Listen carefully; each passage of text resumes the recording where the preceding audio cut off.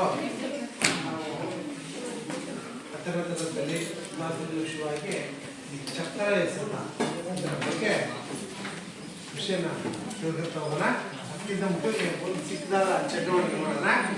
Okay, ಒಮ್ಮೆ first three ಹಾಕ್ಬೇಕು. Three ಹಾಕ್ಬಿಟ್ಟು ದುಮ್ಮ ಅನ್ಬೇಕು. ದುಮ್ಮ ಇನ್ನೊಂದ್ಸಲ ತ್ರೀ ಹಾಕ್ಬಿಟ್ಟು ಗುಮ್ಮಿ ಅನ್ಬೇಕು. ನೆಕ್ಸ್ಟ್ ಮತ್ತೆ ತ್ರೀ ಹಾಕಿ ದುಮ್ಮ ಡುಮ್ಮಿ ಅಂತ. ಓಕೆನಾ? Okay, ready, start.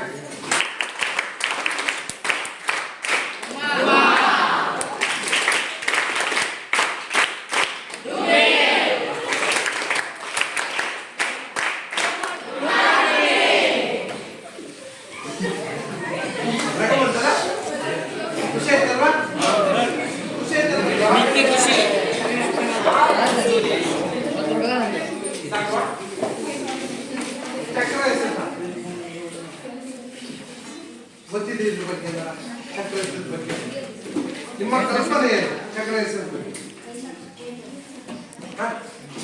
ಹೇಳಿ. ಚಕ್ರ ಹೆಸರ ಒಂದು ಕಲ್ಪನೆ ಹೇಳಿ ನಿಮಗೆ. ಯಾವ ತರ ಇರುತ್ತೆ, ಎಲ್ಲೇ ಸಿಗ್ತಾರೆ, ಹೇಗೆ ಸಿಗ್ತಾರೆ, ಒಂದು ಕಾನ್ಸೆಪ್ಟ್ ಹೇಳಿ.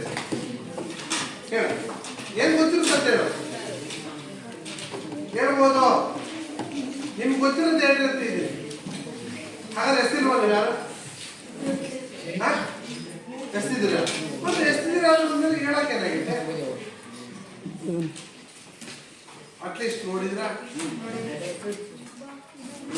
ಎಷ್ಟಿದ್ದೀರ, ಆದ್ರೆ ಹೇಳೋದು ನಿಮ್ಗೆ ತಿಳಿತಾ ಇದೆ ಅಲ್ವಾ? ಇದೆಯಲ್ವಾ? ಇಲ್ಲ ಇದೆಯಲ್ವಾ? ನೀವು ಎಷ್ಟಿರೋದು ಏನಿದೆ? ಚಕ್ರ ಹೆಸರ ದುಂಡಾಗಿದೆಲ್ವಾ? ಇದಕ್ಕೆ ನೀವು ಚಕ್ರ ಅಂತ ಕರ್ತಿದ್ದೀರ. ಸಾಮಾನ್ಯವಾಗಿ ಚಕ್ರ ನೀವೆಲ್ಲ ನೋಡ್ತೀರ, ಗಾಡಿಗಳ ನೋಡಿದಿರ. ಒಟ್ಟು ಸಾಮಾನ್ಯವಾಗಿ ವಾಹನಗಳಲ್ಲಿ ಅಷ್ಟಿಂದ ಒಂದು ತುಂಬಾ ಚೆನ್ನಾಗಿ ಒಂದು ಎಕ್ಸಾಂಪಲ್ ಕೊಡೋದಾದ್ರೆ ಈ ಟೈರ್ ಬಿಟ್ಕೊಳ್ಳೋಣ. ನಿಮ್ಮ ಮನೆಗಳಲ್ಲಿ ಎತ್ತಿನ ಗಾಡಿ ಹೊಡಿದ್ವಲ್ಲ, ಅದಕ್ಕೇನಂತಿದ್ರಿ? ಚಕ್ರದ ಗಾಡಿ ಅಥವಾ ಚಕ್ರ. ನೀವು ಅಬ್ಸರ್ವ್ ಮಾಡಿದ್ರ ಚಕ್ರ ಹೇಗಿರುತ್ತೆ ಅಂತ. ದುಂಡಾಗಿರುತ್ತೆ, ಸುತ್ತ ಕಬ್ಬಣದ ಲೇಪನ ಇದಾಗಿರುತ್ತೆ, ಏನ ಭೀಮ್ ಹಾಕಿರ್ತಾರೆ. ಮಧ್ಯಭಾಗದಲ್ಲಿ ಸ್ವಲ್ಪ ಗಂಟು ಇರುತ್ತೆ ಅಲ್ವಾ? ಅದಕ್ಕೆ ಬಿಟ್ಟು ಕೀಲೆಣ್ಣೆ ಹಾಕೋದು, ಗ್ರೀಸ್ ಹಚ್ಚುವಂಥದ್ದು ಓದ್ತಿರ್ತಾರೆ. ಸಾಮಾನ್ಯ ನಮ್ಮ ಹಳ್ಳಿ ಪ್ರದೇಶದಲ್ಲಿ ನಾವು ಚಕ್ರದ ಗಾಡಿಗಳು ಅಂತ ನೋಡಿದ್ವಿ ಸಾಮಾನ್ಯವಾಗಿ ಅಲ್ವಾ? ಚೆನ್ನಾಗಿ ಉದಾಹರಣೆ ಚೆನ್ನಾಗಿದೆ ಚಕ್ರದ ಗಾಡಿ. ಸೇಮ್ ಅದೇ ಥರದ್ದು ಇರುವಂಥದ್ದು. ಸುತ್ತಲೂ ಚಪ್ಪಟೆಕರಾಗಿದೆ, ಮಧ್ಯದಲ್ಲಿ ಉಬ್ಬ ಆಗಿದೆ ಅಲ್ವಾ? ಉಬ್ಬ ಇದೆಲ್ಲ ಯಾಕೆ ಸರ್ ಉಬ್ಬ ಆಗಿದೆ? ಫ್ಲಾಟ್ ಕೊಡ್ಬೋದಾಗಿಲ್ಲ. ಯಾಕೆಂದ್ರೆ ಎಸೆಯುವುದಕ್ಕೆ ಅನುಕೂಲ ಆಗಲಿ ಅಂತ ಒಂದು, ಮಿಡ್ಡಲ್ಲಿ ಭಾರವಾಗಿರುತ್ತೆ, ಚಪ್ಪಟೆಯಾಗಿದ್ದರೆ ನೈಸತೆ ಎಸೆದ ಭಾಗದಲ್ಲಿ ಹೋಗಲ್ಲ. ವೇಟ್ ಇದ್ದಾಗ ಮಧ್ಯಭಾಗದಲ್ಲಿ ಎಸಿದಾಗ ನೀಟಾಗಿ ಎಸೆಯೋದಕ್ಕೆ ಅನುಕೂಲ ಆಗುತ್ತೆ. ನಿಮ್ಗೆ ಗುತ್ತಿಗಾಗಲಿ ಮತ್ತೊಂದು ಕೆಳಗೆ ಲ್ಯಾಂಡ್ ಆಗುವ ಎಲ್ಲ ಕ್ರಮದಲ್ಲೂ ಈ ಮಧ್ಯಭಾಗದಲ್ಲಿ ಉಬ್ಬ ಎಸೆಯೋದಕ್ಕೆ ಅನುಕೂಲ ಆಗುತ್ತೆ. ಈ ಉದ್ದೇಶದಿಂದ ಬಂದಿದೆ. ಹಾಗಾದರೆ ಈ ಚಕ್ರವನ್ನ ಯಾವುದರಿಂದ ತಯಾರಿಸ್ತಾರೆ ಅಂದರೆ ಸೂಕ್ತವಾದ ರಬ್ಬರು ಅಥವಾ ಅಲಗೆ. ನ್ಯಾಷನಲ್ಸ್ ಇಂಟರ್ನ್ಯಾಷನಲ್ ತುಂಬ ಮುಂದುವರೆದಂತಹ ಉತ್ತಮ ಡಿಸ್ಟ್ರಿಕ್ಟ್ ಲೆವೆಲ್ ಅಲ್ಲೆಲ್ಲ ಹೋಗೋದಾದ್ರೆ ನಿಮ್ಮ ಮರದ ಅಲಿಗೆ ಸಿಗುತ್ತೆ. ಮರದ ಅಲಿಗೆ ಸುತ್ತ ಕಬ್ಬಿಣದ ಒಂದು ಪಟ್ಟಿಯನ್ನು ಹಾಕಿರ್ತಾರೆ. ಎಸೆಯುವುದಕ್ಕೂ ಗ್ರಿಟ್ಟು ಎಲ್ಲ ಉದ್ದೇಶದಲ್ಲೂ ಸೇಫ್ಟಿ ಅದನ್ನ ಬಳಸಿರ್ತಾರೆ. ಮರ ಅಥವಾ ಸೂಕ್ತವಾದ ರಬ್ಬರ್, ಇದು ರಬ್ಬರ್ ಇದು ಮರದಿಂದ ಮತ್ತೆ ಸೂಕ್ತವಾದ ರಬ್ಬರ್ದಿಂದ ಇದನ್ನ ಚಕ್ರ ಎಸೆತವನ್ನ ಎಸೆಯುತ್ತಾರೆ. ಗೊತ್ತಾಯ್ತಾ ಇದು? ಹಾಗಾದ್ರೆ ಈ ಚಕ್ರ ಎಸೆತ ಒಂದಿದ್ರೆ ಸಾಕು ಎಸೆಯೋದಕ್ಕೆ ಏನ್ ಬೇಕು? ಇದರ ಅಂಕಣಗಳು. ಅದಕ್ಕಿಂತ ಮುಖ್ಯವಾಗಿ ಇದೊಂದು ಚಿಕ್ಕ ಇತಿಹಾಸ ಅಂತ ಹೋದ್ರೆ ಇದು ಗ್ರೀಕ್ ಕಾಲದಲ್ಲಿ ಹೋಮರನ ಕಾಲ ಅಂತ ಹೋಗುತ್ತೆ. ಗ್ರೀಕ್ ಕಾಲ ನಿಮ್ಮ ಇತಿಹಾಸದಲ್ಲಿ ನೋಡ್ತೀರಾ?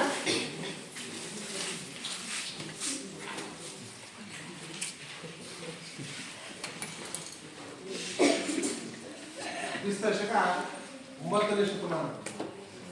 ಆ ಕಾಲದಲ್ಲಿ ಈ ಆಟವನ್ನ ಮನೋರಂಜನೆಗಾಗಿ ಆಡ್ತಾ ಇದ್ರು. ಎಂಟರ್ಟೈನ್ಮೆಂಟ್ಗೋಸ್ಕರ ಈ ಆಟವನ್ನ ಸ್ಪರ್ಧೆಯಾಗಿ ಬಳಸ್ತಾ ಇದ್ರು ಅಂತ ನಾವು ಕೆಲವು ಕಾವ್ಯಗಳಲ್ಲಿ ಉಲ್ಲೇಖ ಆಗಿರುವಂಥದ್ದು ನೋಡ್ತೀವಿ. ಯಾರ ಕಾಲದಲ್ಲಿ? ಗ್ರೀಕ್ನ ಓಮನನ ಕಾಲದಲ್ಲಿ, ವಿನಾಯಕ ಓಮನನ ಕಾಲದಲ್ಲಿ 9ನೇ ಶತಮಾನ. ಆ ಕಾಲದಲ್ಲಿ ಮನೋರಂಜನೆ ಕ್ರೀಡೆಯಾಗಿ ಸ್ಪರ್ಧೆಯಾಗಿದ್ದ ಬಳಸ್ತಾ ಇದ್ರು. ಯಾಕಂದ್ರೆ ಯಾರು ಎಷ್ಟು ದೂರ ಎಸಿದ್ರೆ ನೋಡೋಣ ಅಂತೇಳಿ ಆಟ ಕೊಡ್ತೀವಲ್ಲ ಅದು ನಮ್ದು. ಓಕೆನಾ? ಹಾಗಾದ್ರೆ ಇದರ ಇತಿಹಾಸ ನಾವು ಓಮನ ಕಾಲ ಅಂತ ಹೇಳ್ಬೋದು.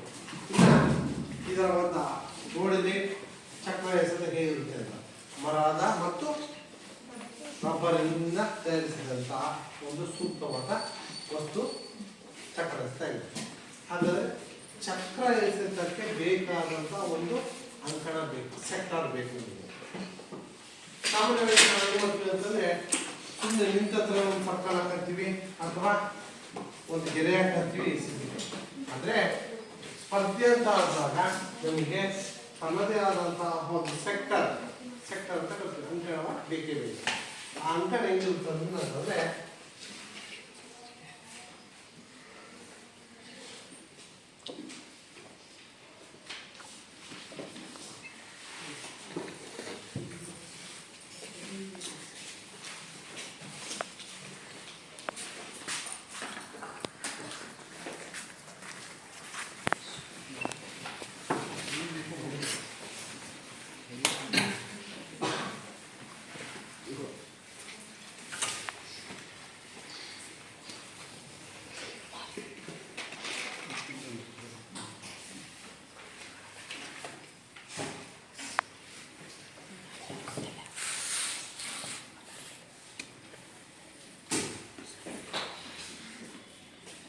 ಈ ತರವಾಗಿ ನೀವು ಮಾಡ್ತಾರೆ.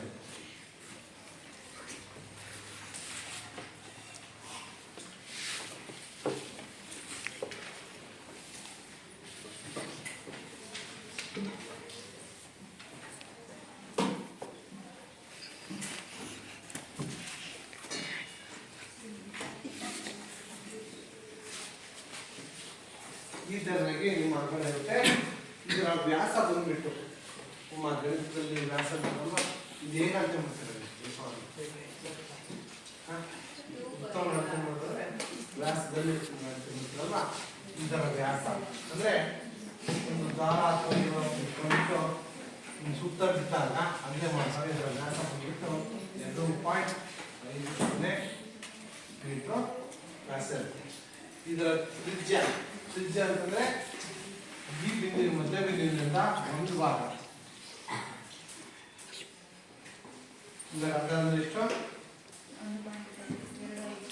1.25 ಸೆಂಟಿಮೀಟರ್ ಅಷ್ಟು ಇರುತ್ತೆ ಅಂತ ನಾವು ನೋಡಿದ್ವಿ. ತ್ರಿಜ್ಯ. ವ್ಯಾಸ ಅಂತಂದ್ರೆ ನಿಮ್ಮ ಅಂಕಣದ ಸುತ್ತಳತೆ. ತ್ರಿಜ್ಯ ಅಂದ್ರೆ ಇಷ್ಟು ಮಾತ್ರ. ಓಕೆ? ಹಾಗಾದ್ರೆ ಇನ್ನ ಇದು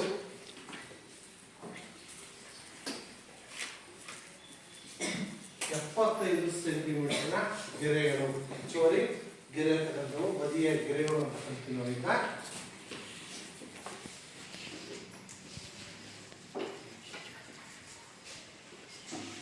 ಎಪ್ಪತ್ತೈದು ಸೆಂಟಿಮೀಟರ್ ಬದಿಯ ಗೆರೆ. ಹಾಗಾದ್ರೆ ಇದು ಕನಿಷ್ಠ ಪಕ್ಷ 20 ಮೀಟರ್ ಆದ್ರೂ ಇರ್ಬೋದು. ಎಷ್ಟು ಮೀಟರ್? ಈ ಗೆರೆಯಿಂದ 20 ಮೀಟರ್ ಅಷ್ಟು ಇರ್ಬೋದು. ಇದು 34.92 ಡಿಗ್ರಿ ಎಷ್ಟು ಇವೆರಡು ಕೋನ ಇರುತ್ತೆ. 34.92 ಡಿಗ್ರಿ ಎಷ್ಟು ಕೋನವನ್ನ ಅಂತರದಲ್ಲಿ ಇರುತ್ತೆ. ವೃತ್ತ ಸಿಕ್ತು, ಎಲ್ಲ ಸಿಕ್ತು ನಿಮಗೆ. ಈ ಅಂಕಣದಲ್ಲಿ ನಿಂತ್ಕೊಂಡು ನಾವು ಎಸಿತೀವಿ. ಹಾಗಾದ್ರೆ ನಾವು ಎಸೆಯುವಂತ ಎಸೆತ ಕ್ರಮಬದ್ಧವಾಗಿ ನಿಯಮಬದ್ಧವಾಗಿ ಎಸೆಯುವುದಾದ್ರೆ ಈ ನೀವು ಎಸೆದಂತ ಎಸೆತ ಏನ್ ಗೆರೆ ಇದೆ ಎಕ್ಸ್ಟೆಂಡ್ ಇದೆಷ್ಟೋ ಅಗಲ ಎಷ್ಟು ಉತ್ತರ ಹೋಗ್ಲಿ ನಿಮ್ಮ ಸಾಮರ್ಥ್ಯ. ಒಂದು ನಮ್ಮ ವಿಕಾಸ್ ಮಾಡುವಂತ ಒಬ್ಬ ಮೈಸೂರು ಕ್ರೀಡಾಪಟು ಇದ್ದಾನೆ. ಅವನು 66.98 ಮೀಟರ್ ಅಷ್ಟು ದೂರವನ್ನು ಎಸ್ತಾನೆ. ಎಷ್ಟು? 66.98 ಮೀಟರ್ ಅಷ್ಟು ಕಾಮನ್ವೆಲ್ತ್ ಕ್ರೀಡಾದಲ್ಲಿ ಅತ್ಯಂತ ಎತ್ತರವನ್ನು ಎಸೆದಂತಹ ನಮ್ಮ ಕರ್ನಾಟಕದ ಆಟಗಾರ ವಿಕಾಸ್ ಗೌಡ ಅಂತೇಳಿ.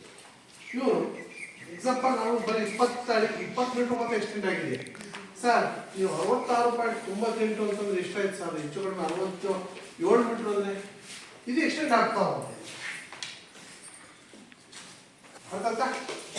ಇಷ್ಟೇ ಅಂತೇನಿಲ್ಲ, ಮಿನಿಮಮ್ ನಾನು ಹೇಳ್ತೀನಿ ಮಿನಿಮಮ್ 20 ಮೀಟರ್ ಅಷ್ಟು ಇರಬೇಕು. ಮ್ಯಾಕ್ಸಿಮಮ್ ನೀವು ಡಿಪೆಂಡ್ ಅಪ್ಪ ಎಸೆದೆಷ್ಟು ಹೋಗುತ್ತೋ ಅಷ್ಟು ದೂರ ಲೆಂತ್ ಆಗ್ಬೋದು. ಆಯ್ತಾ?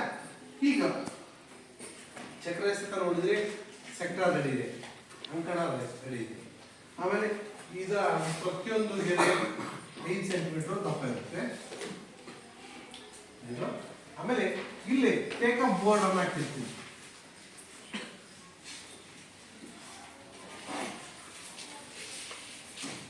ಯಾಕೆ ಹಾಕಿರ್ತೀವಿ?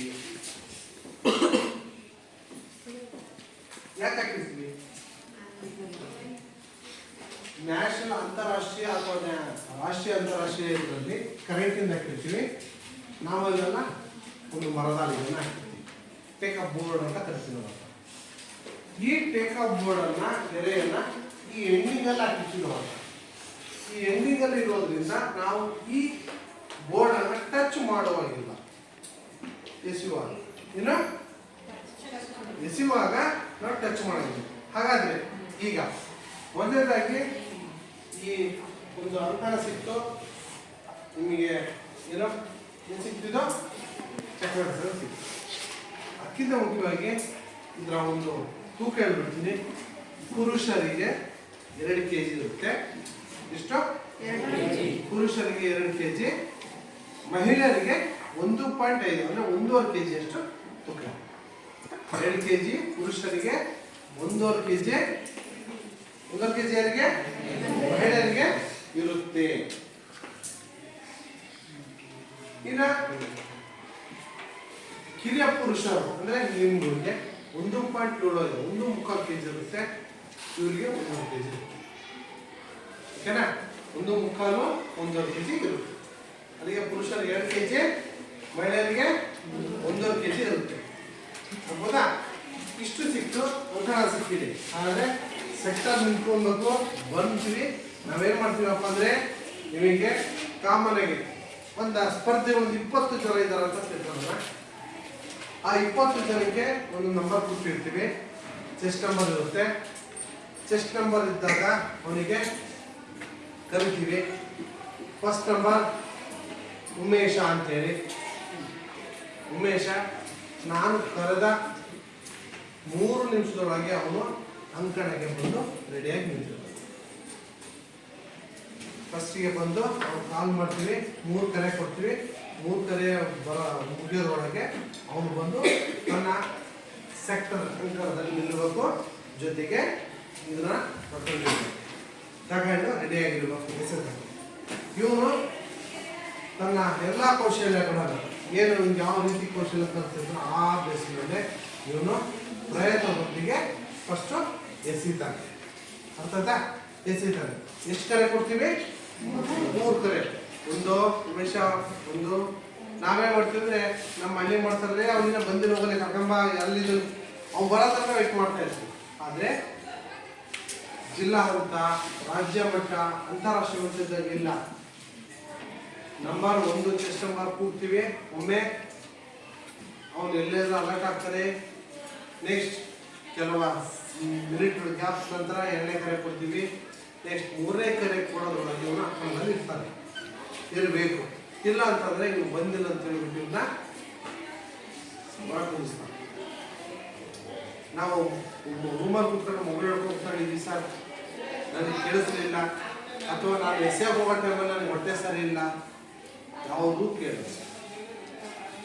ನೀವು ಬಂದಿರೋದು ಭಾಗವಹಿಸಿರೋದಕ್ಕೆ, ಹಾಗಾಗಿ ನಿಮ್ಮ ಮೈ ತುಂಬ ಎಚ್ಚರಾಗಿರ್ಬೇಕು ಅನ್ನೋ ದೃಷ್ಟಿಯಿಂದ ನಿಮಗೆ ಆ ಕರೆಗಳನ್ನ ಅನೌನ್ಸ್ಮೆಂಟ್ ಮಾಡ್ತಾ ಇರ್ತಾರೆ.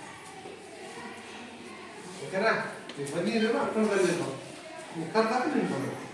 ಈ ಪದ್ಧತಿ ಬಂದ ಉಮೇಶ ನಿಂತ್ಕೊಂಡ್ಬಿಟ್ಟು ತಲೆ ಕುಂತಿರೋ ಕೌಶಲ್ಯನ ಪ್ರೊಡ್ಯೂಸ್ ಮಾಡ್ತಾನೆ.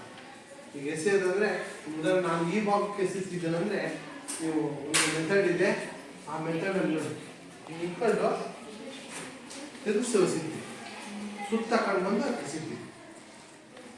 ಹಾಗಾಗಿ ಫಸ್ಟ್ ಹಿಡಿಯೋಕ್ಕೆ ಮುಂಚೆ ನಾವು ಈ ಚಕ್ರದ ದೇಶವನ್ನು ನಮ್ಮ ಏನಂತೀವಿ ಅಂಗೈಯಲ್ಲಿ ಸಂಪೂರ್ಣವಾಗಿ ಮಧ್ಯಭಾಗಕ್ಕೆ ಗ್ರಿಪ್ಪಾಗಿರ್ಬೇಕು. ಈ ಬೆರಳುಗಳು ಇದಕ್ಕೆ ಸಪೋರ್ಟ್ ಆಗಿದೆ.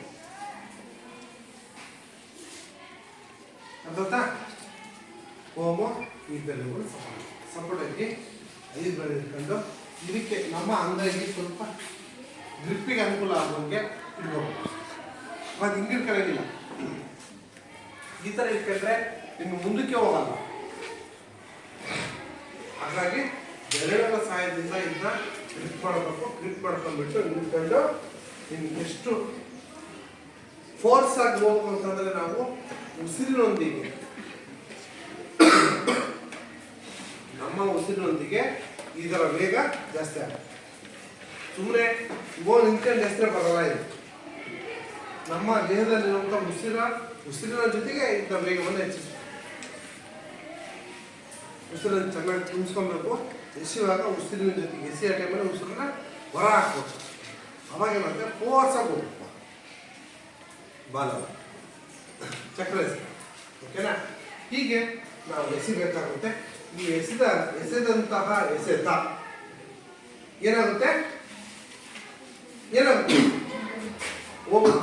ಹೋಗ್ಬಿಟ್ಟು ನೆಲಕ್ಕೆ ಬೀಳುತ್ತೆ ಅಲ್ವಾ? ಬಿದ್ದಂತಹ ಏನು ಗುರ್ತಿದ್ದೀರ ಆ ಗುರ್ತನ್ನ ನಾವು ಇಲ್ಲಿಂದ ಅಳತೆ ಮಾಡ್ತೀವಿ. ಅಳತೆ ಮಾಡಿ ನಿಮ್ಮನ್ನ ದಾಖಲೆಗೆ ಸೇರಿಸ್ತೀವಿ.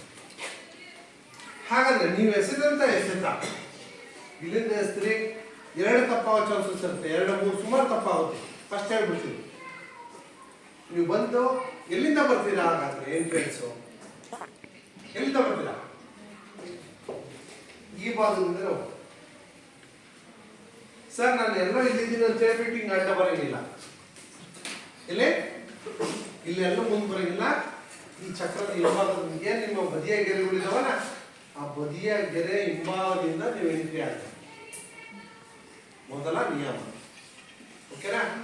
ಎರಡನೇ ನಿಯಮ, ಬಂದ ನಂತರ ನೀವು ಸರ್ಕಲ್ ಅನ್ನ ಅಲ್ಲಿರುತ್ತೆ ತಗೊಂತೀರ. ತಗೊಂಡಾದ್ಮೇಲೆ ಎಸೆಯೋದಕ್ಕೆ ಸಿದ್ಧರಾಗ್ತೀರ. ಎರಡನೇ ಸಿದ್ಧರಾದಾಗ ನೀವು ಎಸೆದಂತ ಎಸೆಯುವಾಗ ನೀವು ಅಪ್ಪಿ ತಪ್ಪಿ ಈ ಟೇಕಪ್ ಬೋರ್ಡ್ ಇರುತ್ತೆ. ಆ ಟೇಕಪ್ ಬೋರ್ಡಿಗೆ ನೀವೇನೋ ಸ್ಪರ್ಶ ಮಾಡಿದ್ರೆ, ನಿಮ್ಮ ಕಾಲ್ ತಗ್ಗಿದ್ರೆ ಅದು ಏನಾಗುತ್ತೆ? ತಪ್ಪು ಎಸೆತ ಅಥವಾ ಫಾಲ್ ಅಂತ ಕರಿತೀವಿ. ಏನೋ ತಪ್ಪು ಎಸೆತ ಅಥವಾ ಫಾಲ್ ಅಂತ ಕರಿತೀವಿ. ಓಕೆ, ಬಂದ ನಿಂತ್ಕೊಂಡಾದ್ಮೇಲೆ ಎಸಿತಾನೆ, ಚೆನ್ನಾಗಿ ಎಸಿತಾನೆ, ಟಚ್ ಆಗಲ್ಲ. ಸೀದಾ ಏನ್ ಮಾಡುತ್ತೆ, ಈ ಎಸೆದಂತ ಎಸೆತ ಈ ಅಂಕಣದ ಹೊರಗಡೆ ಏನಾದ್ರು ಇದ್ರೆ ಅದೇನಾಗುತ್ತೆ? ತಪ್ಪು ಎಸೆತ ಅಥವಾ ಫಾಲ್ ಅಂತ. ಹಾಗಾದ್ರೆ ಎಲ್ಲಿ ಬಿಡ್ಬೇಕದು? ಚಡಮ್ಮ ಎಲ್ಲಿ ಬಿಡ್ಬೇಕು? ಡೈರೆಕ್ಟ್ ಅಂದ್ರೆ ಎಲ್ಲಿ? ಯಾರು ಹೇಳ್ತೀರ? ಈ ಬದಿಯ ಗೆರೆಗಳಿದಾವಲ್ಲ, ಈ ಗೆರೆಗಳು, ಈ ಗೆರೆಯ ಒಳಗಡೆನೆ ಲ್ಯಾಂಡ್ ಆಗ. ಅರ್ಥಾತ? ಎಲ್ಲಿ ಬಿಡ್ಬೇಕು? ಎಸೆದಂತ ಎಸೆತ ಈ ಗೆರೆಗಳು ಏನಿದಾವಲ್ಲ ಆ ಗೆರೆಯ ಒಳಗ ಭಾಗದಲ್ಲೇ ಬಿಡಬಹುದು. ಎಕ್ಸಾಂಪಲ್ ಇಲ್ಲ ಅಂತ ಬಿಡ್ಬೋದು. ಒಂದ್ ವೇಳೆ ಹೊರಗೆ ಬಿದ್ರೆ ಮಾತ್ರ ತಪ್ಪು ಎಸೆತ ಅಂತ ಹೇಳಿ ಆ ಪ್ರಯತ್ನವನ್ನ ವಿಫಲಗೊಳಿಸ್ತೀವಿ. ಸರಿಯಾಗಿದ್ರೆ ನಾವು ಎಂಟ್ರಿ ಮಾಡ್ತೀವಿ. ಅನ್ಬೋದಾ? ಇಷ್ಟು ಚಕ್ರ ಎಸೆತ. ಹಾಗಾದ್ರೆ ನಿಮ್ಮ ಈ ಚಕ್ರ ಎಸೆತದಲ್ಲಿ ಎಷ್ಟು ಪ್ರಯತ್ನಗಳನ್ನು ಕೊಡೋಣ? ಎಷ್ಟು ಪ್ರಯತ್ನ? 3 ಪ್ರಯತ್ನ ಕೊಡ್ತೀವಿ. ಎಕ್ಸಾಂಪಲ್ ಇವರೇ ಮೂವರು ಅನ್ಕೊಂಡ 1 2 3 ಚೆಕ್ ಮಾಡಿ. ಈ ವಿದ್ಯಾರ್ಥಿ ಬಂದು ಎಸಿತಾಳೆ, ಸಕ್ಸಸ್ ಆಗುತ್ತೆ. ಸಕ್ಸಸ್ ಆದ್ಮೇಲೆ ಅವರ ಎಸೆದಂತಹ ದೂರವನ್ನ ನಾವು ನಮ್ಮ ದಾಖಲೆಯಲ್ಲಿ ನಮೂದಿಸ್ಕೊಳ್ತೀವಿ. ಎಕ್ಸಾಂಪಲ್ ಒಂದು 10 ಮೀಟರ್ ಎಸಿದ್ದಾರೆ ಅಂತ ಅನ್ಕೊಂಡ್ರೆ 10 ಮೀಟರ್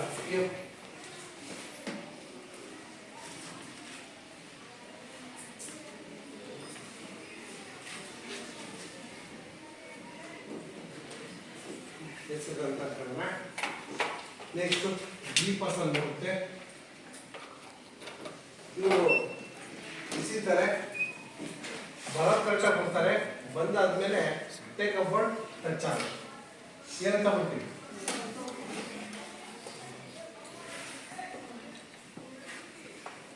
ಈಗ ಇದೇ ವಿದ್ಯಾರ್ಥಿನಿಗೆ 3 ಪ್ರಯತ್ನ ಕಂಟಿನ್ಯೂ ಕೊಡ್ತೀವೋ ಅಥವಾ ಒಬ್ಬರ ನಂತರ ಎಲ್ಲ ಮುದಾದ್ಮೇಲೆ ಎರಡೇ ಅಂತ ಕೊಡ್ತೀವಿ. ಎಲ್ಲ ಆದ್ಮೇಲೆ ಕೊಡ್ತೀವಲ್ವಾ. ಈ ಉದಾಹರಣೆ 20 ಜನ ಇದ್ದಾರೆ ಅನ್ಕೊಳ್ಳೋಣ. 20 ಜನದ್ದು ಫಸ್ಟ್ ರೌಂಡ್ ಆಗ ಮೊದಲ ಅಂತ ಆದ್ಮೇಲೆ ಎರಡನೇ ಹಂತಕ್ಕೆ ಹೋಗ್ತೀವಿ. ಓಕೆನಾ. ಈಗ ಎರಡನೇ ಸುತ್ತಲ್ಲಿ ಎರಡನೇ ವಿದ್ಯಾರ್ಥಿ ಫಾಲ್ ಆಗಿದೆ. ಎಷ್ಟು ಟೇಕಪ್ ಬರುತ್ತೆ. ನೆಕ್ಸ್ಟ್ ಮೂರನೇ ವಿದ್ಯಾರ್ಥಿ ಬರ್ತಾರೆ, ಚೆನ್ನಾಗಿ ಎಂಟ್ರಿ ಆಗುತ್ತೆ. ಡಿಸ್ಕಸ್ ತಗೊಂತಾರೆ, ರೋನು ಮಾಡ್ತಾರೆ. ರೋ ಮಾಡಿದ್ದು ಅನ್ಎಕ್ಸ್ಪೆಕ್ಟೆಡ್ ಇಲ್ಲ. ಏನಾಯ್ತು, ಮೂರನೇ ಫಾಲ್.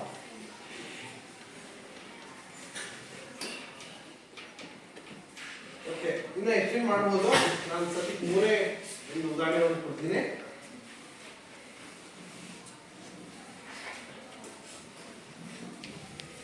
ಕೊಡೋಣ. 4 ಬರ್ತಾರೆ.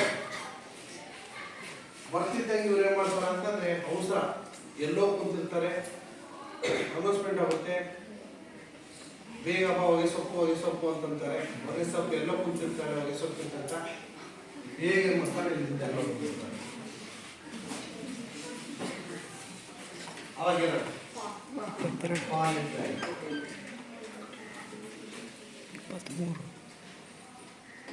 ಓಕೆ, 5 ಬರ್ತಾರೆ.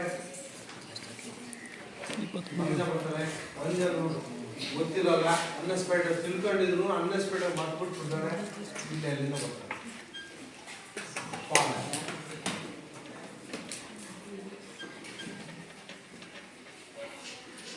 ಪುನಃ ಸರಿ, ನನ್ನ ಫಾಲ್ ಯಾಕೋ ಇಷ್ಟೆಲ್ಲ ಆಗಿದೆ ಅಂತ ಆಮೇಲೆ ಎಚ್ಚರ ಆಗುತ್ತೆ. ಎಚ್ಚರ ಆದ್ಮೇಲೆ ಎರಡನೇ ಸುತ್ತಿಗೆ ಬರ್ತಾರೆ. ಫಸ್ಟ್ ರೌಂಡ್ ಬರ್ತಾನೆ. ಫಸ್ಟ್ ರೌಂಡ್ ಬಂದ ಇವರೇ ಮಾಡ್ತಾರೆ, ಎಸಿತಾರೆ 10.86 ಸೆಂಟಿಮೀಟರ್ ಎಸಿತಾರೆ. 10 ಮೀಟರ್ 86 ಸೆಂಟಿಮೀಟರ್ ದೂರವನ್ನು. ಎರಡನೇ ಮಾಡಿದ್ರು ಟೇಕ್ ಆಫ್ ಟಚ್ ಮಾಡಿದ್ರಲ್ವಾ, ಇವರೇ ಮಾಡಿದ್ರು ಟೇಕ್ ಆಫ್ ಎಸಿದ್ದಾರೆ. ಎರಡನೇ ಸಲಕ್ಕೆ ಮತ್ತೆ ಮಾಡಬಾರ್ದು ಅನ್ನೋ ಉದ್ದೇಶದಿಂದ ಎಸಿದ್ದಾರೆ 10.90. ಮೂರನೇ ಮಾಡ್ತಾರೆ, ಹೊರಗಡೆ ಹಾಕ್ತಿರ್ತಾರೆ. ಅವ್ರೇನ್ ಮಾಡಿದ್ರೆ ನಾನು ಎರಡನೇ ತಪ್ಪೆತ್ತಿದ್ದೆ ಸರಿಯಾಗಿ ಎಸೆಯೋಣ ಅಂತ ಹೇಳ್ಬಿಟ್ಟು ಕರೆಕ್ಟಾಗಿ ಎಸಿತಾರೆ. ಅದು ಎಸೆದಂತಹ ಎಸೆತ ಒಳಗೆ ಬೀಳುತ್ತೆ. ಅವರು ಒಂದು 10.45 ಬಿಡುತ್ತಾರೆ. ಪುನಃ ಒಬ್ರು ರಾಂಗ್ ಎಂಟ್ರಿ ಆಗುತ್ತೆ. ಅವರು ತಪ್ಪಾಗಿದೆ ಅಂತ ಗೊತ್ತಾದ್ಮೇಲೆ ರೀ ಎಂಟ್ರಿ ಆಗ್ತಾರೆ. ಎರಡನೇ ಸಲಕ್ಕೆ ಅವರು 10.70. ಪುನಃ 5 ಎಂಟ್ರಿ ಯಾರು ಎಲ್ಲಿಂದ ಬಂದಿರ್ತಾರೆ, ಬದಿಯಾಗರೆ ಈ ಮದ್ದೂರು ಇರ್ತಾರೆ, ಅವರು ಬರ್ತಾರೆ 11.20. ಓಕೆ, 2 ಸುತ್ತು ಮುಗೀತು. ಫೈನಲ್ ಆಗಿ ಮತ್ತೆ ಬರ್ತಾರೆ. ಈ ವಿದ್ಯಾರ್ಥಿನಿ ಎಸಿತಾಳೆ, ಅನ್ಎಕ್ಸ್ಪೆಕ್ಟೆಡ್ ಅದೇನಾಗುತ್ತೆ, ಫಾಲ್ ಆಗುತ್ತೆ. ಟೇಕಪ್ ಬೋರ್ಡ್ ಆಗ್ಬೋದು ಅಥವಾ ಔಟ್ ಆಫ್ ಗೇರ್ ಆಗಿರ್ಬೋದು, ಯಾವುದೋ ಒಂದರಿಂದ ಫಾಲ್ ಆಗುತ್ತೆ. ಬೇಡ ಎಷ್ಟೈತೆ ಅನ್ಕೊಳ್ಳೋಣ. ಓಕೆ 10.92 ಎಸ್ತಾರೆ. ಈ ವಿದ್ಯಾರ್ಥಿನೂ ಅಷ್ಟೇ ಎಂಟ್ರಿ ಮಾಡ್ತಾರೆ ಎಲ್ಲ ಓಕೆ ಆಗುತ್ತೆ. ಯಾಕೆ ತಪ್ಪು ಕಳ್ತಿರ್ತಲ್ಲ ಎಲ್ಲ ಓಕೆ ಆಗುತ್ತೆ. ಹಾಗಾಗಿ ಇವರೇ ಮಾಡ್ತಾರೆ, ಇವರು ಎಸಿತಾರೆ, ಮೂರನ್ನು ಬರ್ತಾರೆ, ಅವರು ತಪ್ಪನ್ನು ತಿದ್ಕೊಂಡು ಅವರು ಎಸಿತಾರೆ, ನಾಲ್ಕನೇನು ಎಸಿತಾರೆ, ಐದನೇನು ಎಸೆ ಬರ್ತಾರೆ. ಅನ್ಎಕ್ಸ್ಪೆಕ್ಟೆಡ್ ಟೇಕ್ ಬೋರ್ಡ್ ಆಗುತ್ತೆ ಅಥವಾ ಎಂಟ್ರಿ ಸರಿ ಇರಲ್ಲ ಅಥವಾ ಯಾವುದು ನಾನ್ ಎಂಟ್ರಿಂದ ಬರ್ತಾರೆ, ಎಂಟ್ರಿ ಆಗುತ್ತೆ ಅವ್ರು ಫಾಲ್ ಆಗ್ತಾರೆ. ರಿಸಲ್ಟ್ 3 ಹೆಸರೆಲ್ಲ ಕೊಟ್ಟಿದ್ವಿ. 3 ಹೆಸರು ಕೊಟ್ಟಾದ್ಮೇಲೆ ಈಗ ರಿಸಲ್ಟ್ ಶೀಟ್ ಅನೌನ್ಸ್ಮೆಂಟ್ ಆಗುತ್ತೆ ಗೊತ್ತಾನೆ. ಶಿವರಾಜ ಹೇಳು ರಿಸಲ್ಟ್ ಹೇಳು. ನಿನ್ ಕೈ ಬಂದಿದೆ, ನೀನು ಅಪೇರ್ ಆಗಿದ್ಯಾ, ಆ ರಿಸಲ್ಟ್ ಕೊಡೋದಾದ್ರೆ ಏನು ಕೊಡ್ತೀವಿ? ಸೆಕೆಂಡ್ ಬಿ ಕೊಡ್ತೀಯಾ? ಇಲ್ಲ ಸುಮ್ಮನೆ ಇರ್ಬೇಕು, ಅವ್ನು ಹೇಳ್ತಾನೆ.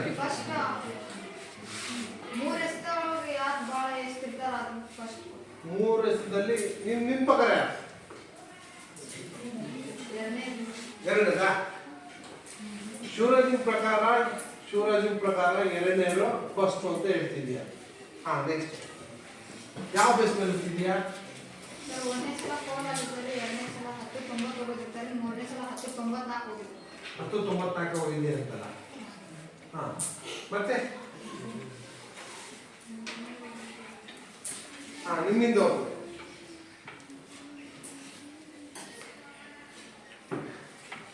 ಮಮತಾ ಹೇಳು ರಿಸಲ್ಟ್ ಯಾರು ಕೊಡ್ತೀವಿ? ಮಮತನ್ ತೋರಿಸಿ. ಸರ್ ಐದನೇ ಹುಡುಗಿ ತೋರಿಸ್ತೀಯಾ? ಯಾಕೆ ಸರ್? ಮೂರು ಚಾನ್ಸ್ ಇರ್ತಾವೆ ಸರ್. 3 ಚಾನ್ಸ್ ಒಳಗೆ ಯಾರು ಹೈಯೆಸ್ಟ್ ಇರ್ತಾರೋ 3 ಎಸೆತ ಇರುತ್ತೆ, ಪ್ರಯತ್ನಗಳಿರ್ತವೆ. ಆ 3 ಪ್ರಯತ್ನದಲ್ಲಿ ಇನ್ನೊಂದ್ಸರಿ ಹೇಳು. ಯಾರು ಹೈಯೆಸ್ಟ್ ಇರ್ತಾರೋ 3 ಎಸೆತದಲ್ಲಿ ಯಾರ್ದು ಹೈಯೆಸ್ಟ್ ಇರುತ್ತೆ ಅಂತ. ಅಲ್ಲಿ 2 ಪೋಲ್ ಆಗಿದೆಯಲ್ಲ ಸರ್, ಅದು ಹೈಯೆಸ್ಟ್ ಉಂಟು. ಪೋಲ್ ಲೆಕ್ಕ ಇಲ್ವಾ? ಹಾಗಾದ್ರೆ 3 ಚಾನ್ಸ್ ಕೊಟ್ಟಿದ್ದಾರೆ. ನಾನು 3 ಚಾನ್ಸ್ ಕೊಟ್ಟಿದ್ದೀನಿ, ಅದ್ರಾಗ 2 ಫೇಲ್ ಆಗಿದ್ದಾಳೆ, 1 ಮಾತ್ರ ಪಾಸ್ ಆಗೈತೆ ಅವನು. ಸರ್ ಹೈಯೆಸ್ಟ್ ಹೋಗ್ತಾರೆ ಸರ್ ಎಲ್ಲ. ನಿನ್ ಪ್ರಕಾರ 3 ಪ್ರಯತ್ನದಲ್ಲಿ 2 ಫೇಲ್ ಆದ್ರೂ ಪರವಾಗಿಲ್ಲ, ಅವಳು ಹೈಯೆಸ್ಟ್ ಎತ್ತಿರೋದ್ರಿಂದ ಅವಳನ್ನ ಫಸ್ಟ್ ಅಂತ ಕೊಡ್ಬೋದು ಅಂತ ನಿನ್ನ ಅಭಿಪ್ರಾಯ. ಮಮತ ಪ್ರಕಾರ 5ನೇ ಪರ್ಸನ್ ಫಸ್ಟ್ ಅಂತ, ಶಿವರಾಜ್ ಪ್ರಕಾರ 2ನೇ ಪರ್ಸನ್ ಫಸ್ಟ್ ಅಂತ. ನೆಕ್ಸ್ಟ್ ಗುರು ಮತ್ತೆ ಗಣೇಶ ಏನು ಒಂದೇದು ಕೊಡ್ತೀಯ? ಗಣೇಶನ್ ಪ್ರಕಾರ ಒಂದೇನು ಫಸ್ಟ್ ಅಂತ ಕೊಡ್ತೀವಿ. ಯಾಕೆ ಹೇಳು ಸ್ಪಷ್ಟವಾಗಿ ಹೇಳು, ಗರಿಬಿಡಿ ಬೇಡ. 3 ಸಲನೂ ಒಂದೇ ವ್ಯಕ್ತಿ 3 ಸಲನೂ ಎಸೆದಂತ ಎಸೆತಗಳು ಸಕ್ಸಸ್ ಆಗಿದ್ದಾವೆ ಅಂತ. ಉಳಿದವರು ಯಾರು 3 ಸಲ ಎಸೆತಗಳು ಸಕ್ಸಸ್ ಆಗಿಲ್ಲ. ಹಾಗಾಗಿ ನಿನ್ನ ಒಂದು ಅನುಭವ ಏನು, ಅನುಭವದ ಕನಸಿಗೇನು, 3 ಎಸೆತಗಳು ಸಕ್ಸಸ್ ಆಗಿರೋದ್ರಿಂದ ಫಸ್ಟ್ ಕೊಡಬಹುದು ಅಂತ ನಿನ್ನ ಅನಿಸಿಕೆ. ಗುಡ್. ನೆಕ್ಸ್ಟ್ ಮತ್ತೆ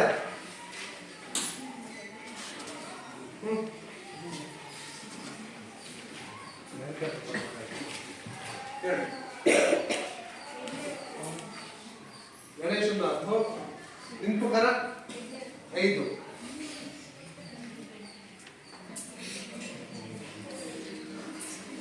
ಯಾಕೆ 3 ವರ್ಷದಲ್ಲಿ ಹೈಯೆಸ್ಟ್ ಬಂದಿದೆ. ಹಾಗೆ ಮತ್ತೆ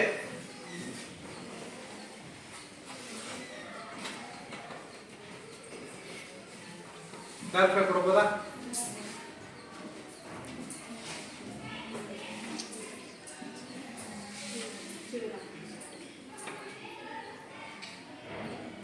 ಫಸ್ಟ್ ನಾವು ಯಾರಿಗೆ ಕೊಡ್ತಾ ಇದ್ವಿ? 5ನೇ ವಿದ್ಯಾರ್ಥಿ 15.2 20 ಸೆಂಟಿಮೀಟರ್ ದೂರ ವಹಿಸಿದಂಥ ವಿದ್ಯಾರ್ಥಿಗೆ ಪ್ರಥಮ ಅಂತ ಕೊಡ್ತೀವಿ. ಯಾಕೆಂತಂದ್ರೆ 3 ಪ್ರಯತ್ನ ಇದೆ. 3 ಪ್ರಯತ್ನದಲ್ಲಿ ನಾನು ಎಸೆಯಲ್ಲಪ್ಪ, ಎರಡು ಎಸೆತನ ಹೆಸರಿದ್ದಂಗೆ ಇರ್ಬೋದು.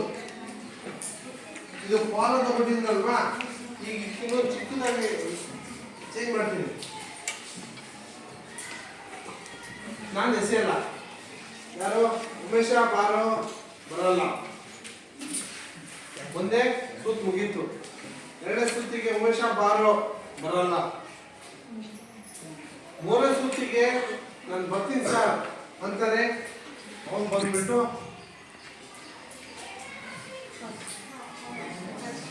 ಬೇಡ ಎಸಿತಾನೆ. ಸರಿ, ಇದು ಇನ್ನೊಂದು ಚೇಂಜ್ ಮಾಡ್ತೀನಿ. ಸರಿ, ಸರಿ ಇದೆ.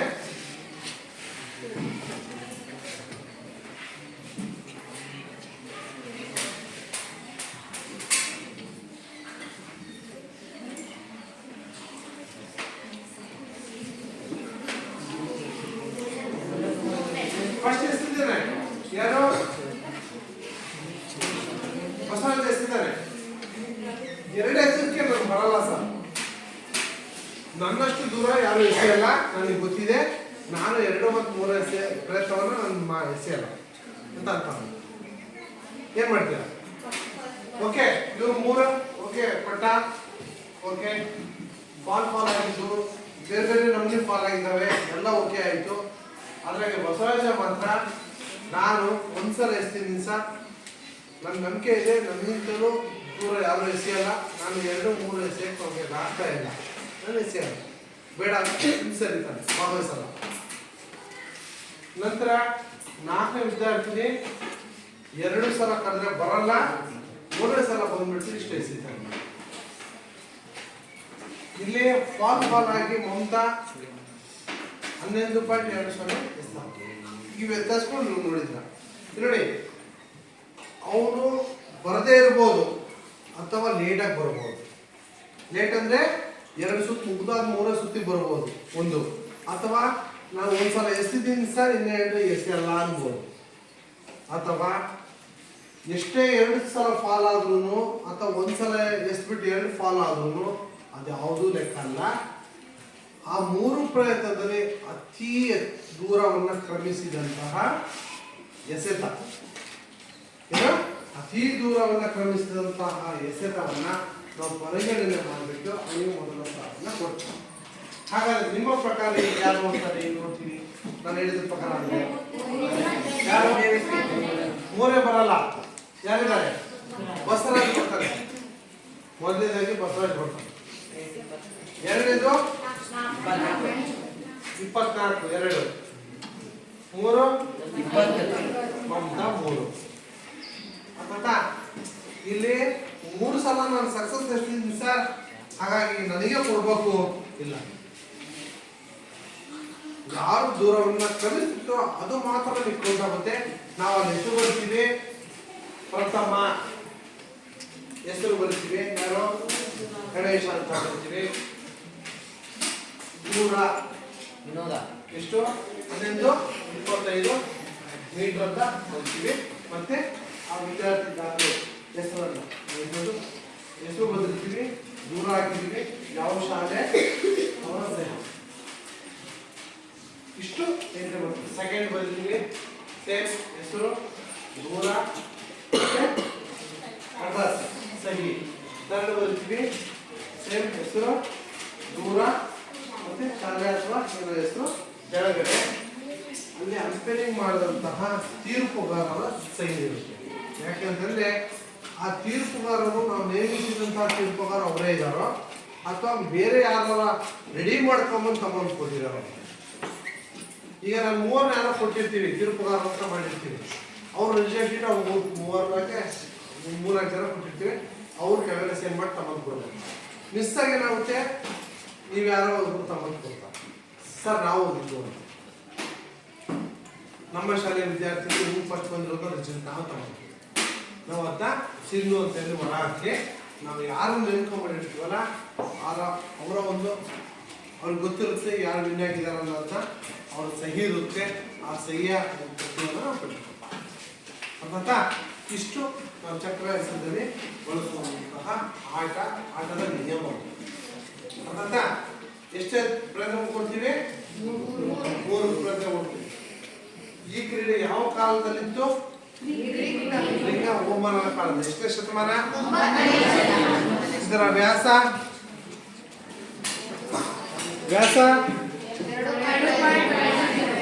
2.50 ಮೀಟರ್ ಅಷ್ಟು ಇದರ ವ್ಯಾಸ. ತ್ರಿಜ್ಯ 1.25 ಅಷ್ಟು ತ್ರಿಜ್ಯ ಇರುತ್ತೆ. ಬದಿಯ ಗೆರೆಗಳು 30 ಸೆಂಟಿಮೀಟರ್. ಓಕೆನಾ? ಏನಾದ್ರು ಡೌಟ್ ಇದೆಯಾ? ಇದೆಲ್ಲ ರಿಸಲ್ಟ್ ಶೀಟ್ ಎಸ್ಸೆ ತಿಂಗಳ ಗೊತ್ತಾಗ್ತಲ್ವಾ? ಓಕೆ, ಇಲ್ಲಿಗೆ ಈ ಚಕ್ರ ವಿಷಯದ ಬಗ್ಗೆ ಸಂಕ್ಷಿಪ್ತವಾಗಿ ನಿಮಗೆ ಅರ್ಥ ಆಗೈತೆ ಅಂತ ಅನ್ಕೊಳ್ತೀನಿ. ಅರ್ಥ ಆಯ್ತಲ್ವಾ? ಥ್ಯಾಂಕ್ಸ್.